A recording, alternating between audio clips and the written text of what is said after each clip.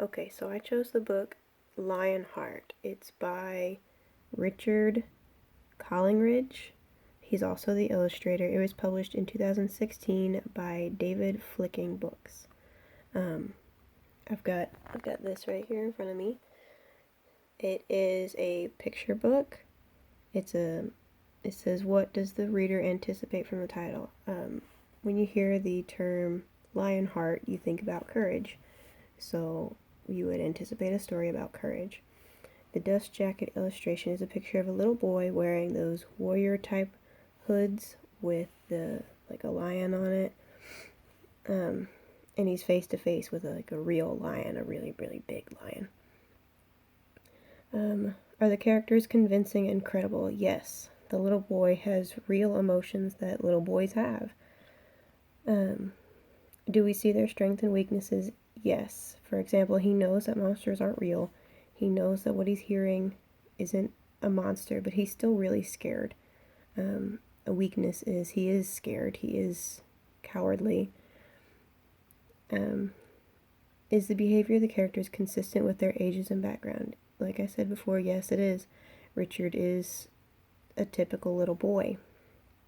Does the book tell a good story? I believe so. Is it plausible and credible? Yes. Is there basic cause and effect? Yes. The story, it makes sense. Nothing happens that wouldn't happen in a situation like that. Kids today would react in a very similar way. Is the style of writing appropriate to the subject? Yes. Is the dialogue natural and suited to the characters? Yes. He's very comfortable speaking with his stuffed animal. How did the author create a mood? He used very relatable emotions and a little bit of imagination so that the readers could feel what Richard is feeling throughout the story. At first he's feeling a lot of fear, and then he feels very secure, very powerful.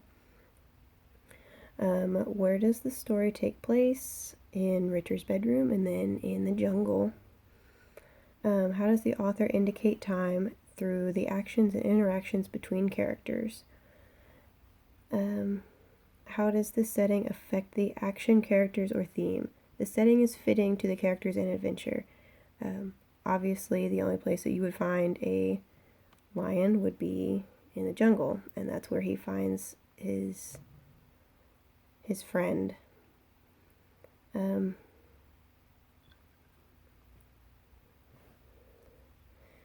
As far as, I'm going to skip down here.